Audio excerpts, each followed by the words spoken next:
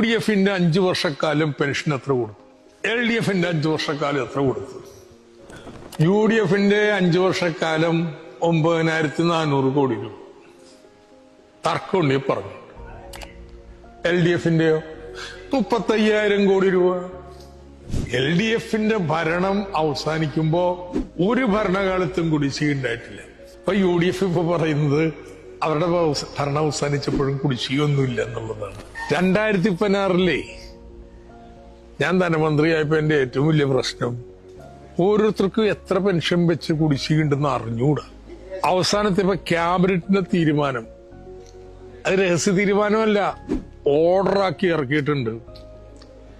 തദ്ദേശ ഭരണ സ്ഥാപനങ്ങൾക്ക് 15,000 രൂപ വരെ കുടിശ്ശിക തീർക്കാം. അന്ന് 600 രൂപ പെൻഷൻ അല്ലേ? 15,600 കൊണ്ട് ഹരിച്ചു നോക്കിക്കേ. 25 മാസം 15,000 രൂപ മേടിച്ച ആളുകളുടെ രസീതി ഇന്ന് ലഭ്യ പുറത്ത്. ഇത് അവസാനിപ്പിച്ച് കുടിശ്ശിക തീർത്ത് ഈ 600 രൂപ 1,600 രൂപയാക്കി.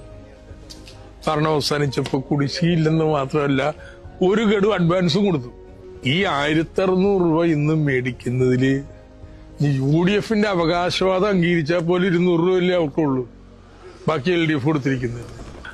UDF-ന്റെ 5 വർഷക്കാലം 9400 കോടി രൂപ. തർക്കമുണ്ട് പറഞ്ഞുണ്ട്. LDF-ന്റെയോ 35,000 കോടി രൂപ. വല്ല താരതമ്യമുണ്ടോ ഒന്ന് UDF ചെയ്തതും LDF കൊടുത്തതും തമ്മില്?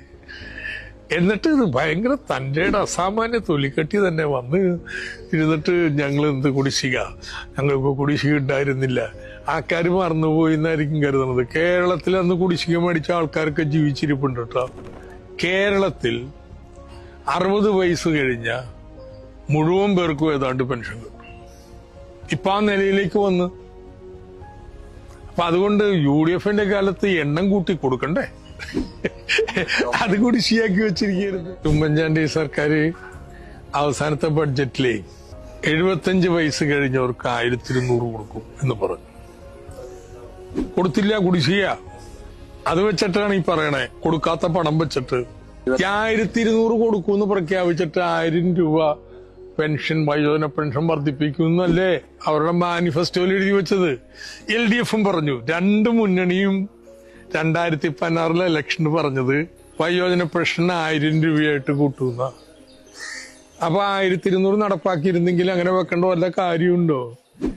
ഇതൊക്കെ പൊള്ളയായിട്ടുള്ള പ്രഖ്യാപനങ്ങൾ, ഒരു കാലത്ത് നടപ്പാക്കാതിരുന്ന കാര്യം അത് പ്രഖ്യാപിച്ചിട്ട് ഇറങ്ങിപ്പോയതാ. ഇനി എന്ത് കാശില്ലെങ്കിലും പ്രതിസന്ധി ഉണ്ടെങ്കിലും ക്ഷേമ പെൻഷൻ മാസം കൊടുക്കും. അതിനെയാണ് കൈക്കൂലി എന്ന് പറഞ്ഞ് പാവപ്പെട്ടവരെ ആകെ അപമാനിച്ചത്. അത് UDF-ന്റെ മനസ്സിരിപ്പാണ്.